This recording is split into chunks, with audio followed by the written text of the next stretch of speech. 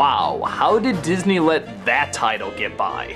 I remember every kid who read that title was like, holy shit, Disney did what? But that's not the kind of story they're telling. When they say blow up, they mean make bigger. And that's what the film is about. Rick Moranis is back, and so is his son. The sister, I guess, is in college or off-screen land. And they have yet another newcomer to welcome. A little baby boy that gets wound up in his latest invention and, as you'd guess, grows larger. Only they can't seem to control it, and he just keeps getting bigger and bigger and bigger until he's Godzilla size. Can our parents figure out a way to save him before the military shoots him down? Oh, what do you think? Once again, the movie is definitely a showcase for some impressive effects that even nowadays still hold up pretty well. And I get the feeling that the first film probably got a lot of complaints from parents saying, oh, too many scary images, oh, too intense, because this one is the complete opposite. Everything is really happy, everything is really cute. Oh, look at the little baby, now he's big and he's running a rampage, tee hee ha ha. Oh, he bit the ice cream bar, cute. And that's sort of the attitude this one has. Really goofy and really childish, but listen to the setup, what do you expect? The first film was already a little silly with its concept, but this one is especially silly. There's a lot of over-the-top acting, there's a lot of cutesy humor, and again, it's fine. You can show it to your kids and they can get some laughs, but as an adult, I think outside of some of the effects, it's not going to be as impressive. Where with the first one, it was creating an entire world and weird creatures and all sorts of strange things to come across. Here, they just made a baby big. And they did it well, don't get me wrong, but after a while it kind of wears off and is not as interesting as the first one. But I guess it could have been a lot worse. Rick Moranis is still funny, the kid has grown up and is no longer a dweeby scientist, but instead wants to be a rock musician, which is odd. There's a babysitter that gets roped into it, literally. And like I said, there's one or two funny visuals with it.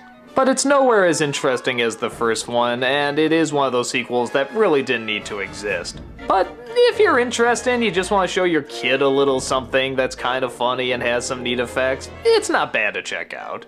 But for anyone that really enjoyed the world and the size of the first one, this film will definitely leave you wanting something bigger.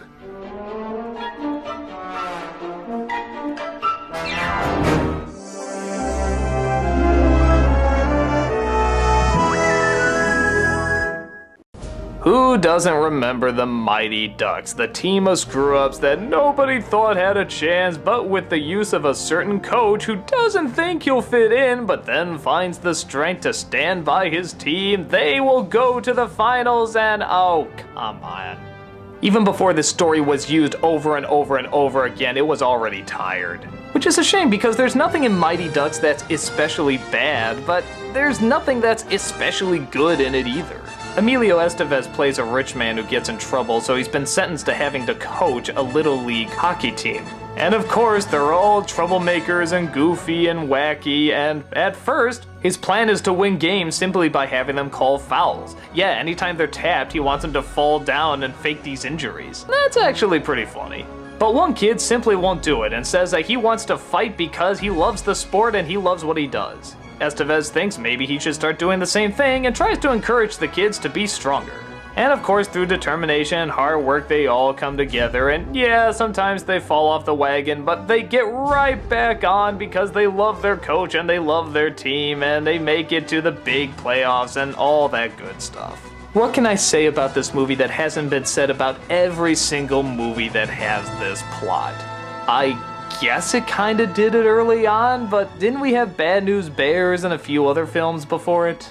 I think people saw it because the cast of kids they have were actually pretty good and pretty entertaining, but they weren't written that way, they were more acted that way. They had the silly faces, they had the goofy performances, and yeah, kids are gonna like that. And for a lot of younger people, this is the first time they're seeing this story. And like I said before, there's nothing really bad in it. I mean, it fills up the time fine. There's some atmospheric moments. I do like it when Estevez goes to see his old coach. But you just gotta like this formula and this setup if you're gonna like this film, and I don't. I thought it was tired and boring the first time I saw it, and I think it's tired and boring now. Even the sequels, which I'm not gonna review by the way because it'd be like reviewing the same movie over and over, are pretty much the same except insert laziness with something else. Like in the second one, it was fame. They let fame go to their head and now they have to get back in training. And in the third one, camaraderie and teamwork starts to fall apart and it's just not worth it. Looking back on it years later, I just find it as a huge bore. Really tell me at the beginning of this movie you don't know scene for scene what's gonna happen. And is there really anything that hilarious to keep you connected to it? I remember when I saw it as a kid, I liked it, but once, and I didn't really get why everybody had to buy this movie and have it in their collection. And nowadays, our generation knows this story about the sports team that has to be built up and will somehow succeed as the Mighty Ducks story. But even before Mighty Ducks, this story was around, and even before it existed, it was still kind of boring. If you like it, great, but I never got into these stories, and I don't think I ever will. I know a lot of people like it, but personally, I couldn't give a puck.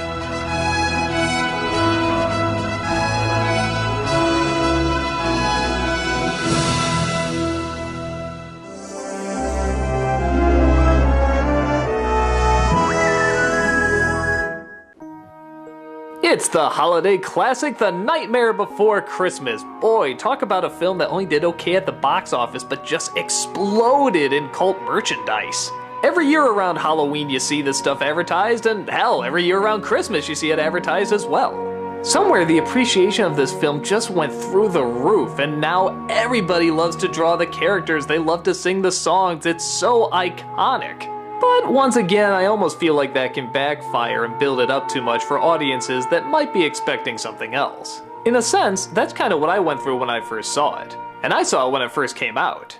It was advertised on TV, Tim Burton's name was plastered all over it, and it came out around the same time that movies like Aladdin, Lion King, and so many other anime groundbreakers came out.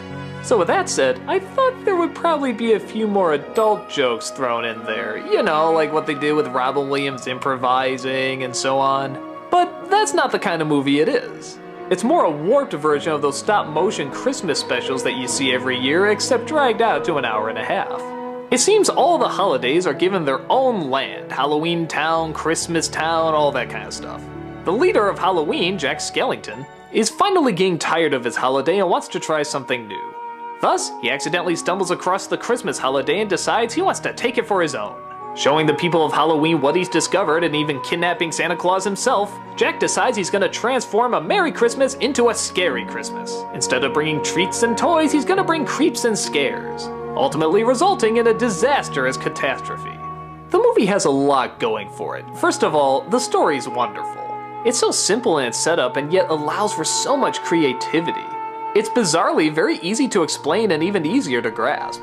The visuals, of course, being a Tim Burton production, are gonna be wonderful. And not only that, the music's gonna be spectacular. This is the first time in years Danny Elfman has been allowed to write songs again, and man do they knock it out of the park. You know these songs. This is Halloween, what's this, what's this? Making Christmas, the list goes on.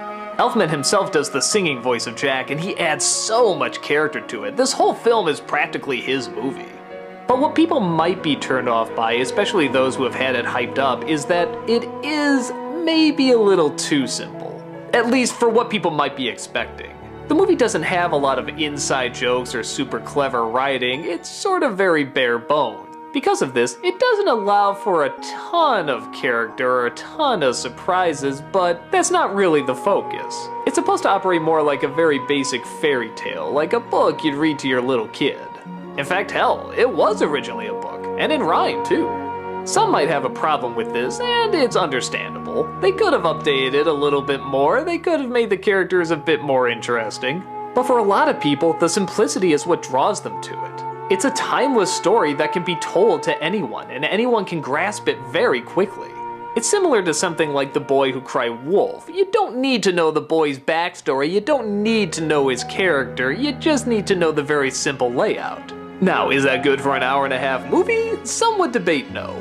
Me personally, I think there's enough creativity with the songs, the atmospheres, the designs, and even the very basic characteristics that I think it works okay. I'd be lying if I said this was one of my absolute favorite Tim Burton films. I mean, it's good, and I really like it, and I can hear those songs over and over. but it's not something I really watch because the characters are so deep or the emotions are so rich. I'll watch something like Batman or Edward Scissorhands for that. Nightmare Before Christmas is just a very simple, yet still very clever and creative kid's story. And like I said, the simplicity is what helps it sell and what helps it stay around for so long. I think that's one of the reasons it wasn't a monster hit when it came out, but people still seem to talk about it and buy merchandise from it all the time. They appreciate the basicness of it, in the same way they appreciate the basicness of Santa Claus, and can immediately connect it to the holiday, or in this case, 2 holidays. I say I appreciate it more than I like it, but I do still enjoy putting it on every once in a while. The songs, the imagery, the creativity, they're just a little too strong for me to resist. It's a simple film that knew just how much to deliver and how much to let you take away from it. And it doesn't look like it'll be leaving anytime soon.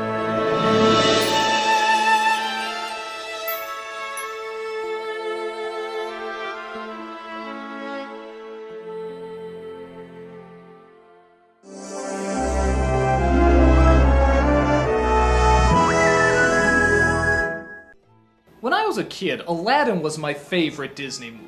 I felt like even though I liked Little Mermaid and Beauty and the Beast, this was the first Disney movie for boys. It had action, it had sword fights, it had lava, it had flying around on magic carpets, it had monsters, it had comedy, it had a lot of adult jokes that I actually sort of understood, it had kick-ass songs, it was just awesome.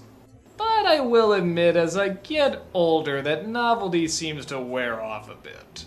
Unlike Beauty and the Beast that gets better and better as I get older, I do see more and more the flaws of Aladdin. Okay, well let's look at the story. Aladdin is a thief trying to get by on the streets. He comes across a princess named Jasmine who's trying to get away from the palace to make a life for her own. But he gets captured by a sorcerer named Jafar and gets manipulated into searching for a magic lamp. Here, he comes across a flying carpet, and of course, the genie. Do I even need to say who voiced him? Hello, Aladdin. Nice to have you on the show. Can we call you Al, or maybe just Din? Or how about Laddie? Sounds like, here, boy. Come on, Laddie. So he goes back to town using one of his wishes to turn himself into a prince. This allows him the possibility to marry the princess, but Jafar won't let it happen. He tries to kill Aladdin and take the lamp away so he can use the genie for his own diabolical powers. You get your sword fight, giant monsters, action comedy, all that good stuff. So what is it about Aladdin that does or doesn't work? Well, a lot of the time, it's sort of the same thing. Aladdin is very modern. Even Agrabah looks much more like Vegas than it does in Arabian City. Of course, Robin Williams' jokes, while funny, all come from a way that current people talk and even movies that haven't been made by this time period. In fact, they didn't even know what movies were back then. So there's a lot of breaking the fourth wall jokes and of course a lot of modern day talk. I'm in the mood to help you, dude. Well, most of it modern. Aladdin and Jasmine, though they don't quote as many movie stars as Williams does, still seem out of their time period too. They seem more like Gen Xers than they do the product of an Arabian village. Jafar is pretty cool, and the Sultan is enjoyably stupid. But most of it doesn't seem to take place once upon a time, but more around the time that maybe Shrek lives in. In fact, yeah, Shrek probably stole a lot from this movie, didn't they? So does that make Aladdin bad? Not necessarily. If anything, it makes it unique. It's a very different take that Disney was trying to do, and apparently it really paid off. The jokes Robin Williams makes is funny, and despite the fact that it doesn't look like Arabia, it still looks great. The colors in this movie are just wonderful, as well as the lighting. On top of that, what I think is really important is that Aladdin and Jasmine do have chemistry. Yeah, I know, it's another 3-day romance and then suddenly they get married, but you know what? You believe they're in love. They do have conversations, they do talk about their problems, and they do try to help each other out. Okay, it's not Beauty and the Beast, but it works okay.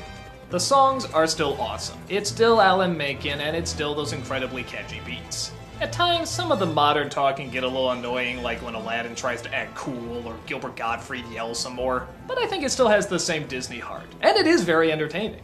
So while I don't like it as much as I did when I was a kid, I still do like it. There's still a lot of things to admire, a lot of things to laugh at, and a lot of things to hum after leaving the theater. As long as you know what you're getting yourself into, chances are you'll have a pretty good time.